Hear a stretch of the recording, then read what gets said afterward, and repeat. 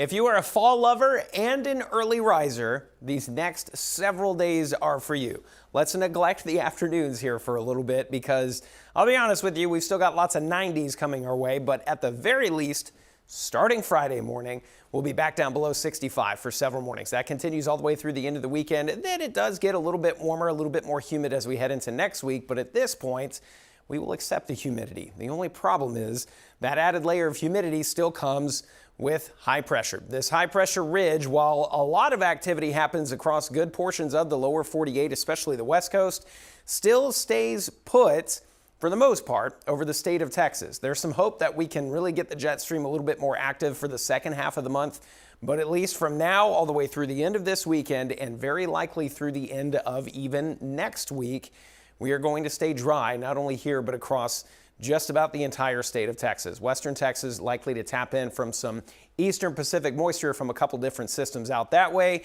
But this is what we look like for Friday, and you can pretty much copy and paste this for Saturday and for Sunday too, except instead of that northeast wind we're going to have on hand on Friday, that flips around to the south and to the east. So let's talk football. Friday football, it looks fantastic. If your kickoff is at about 7 o'clock, it'll be in the mid to low 80s. And then towards the end of the game or as you were headed home, we dip down very close to the 60s, some of us even there. And for a few of us, if you're one of those people who requires a blanket at some of the games or maybe just a light jacket, I don't think it'd be a terrible idea to have one as we are wrapping up games on both Friday and headed into Saturday night. Here's the caveat. Again, remember, it comes with a high of about 90 degrees. Early tailgate setuppers, maybe a light jacket, some hot coffee, things like that. But bear in mind, it's a 30 to 35 degree warm up coming for most of us, but it will cool very nicely as we go throughout the game.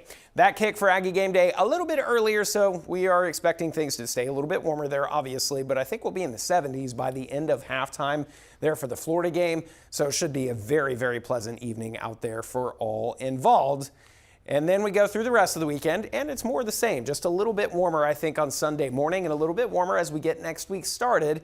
Yes, a little bit of Gulf moisture comes back, but for right now, not enough to fuel any decent rain chance for the foreseeable future.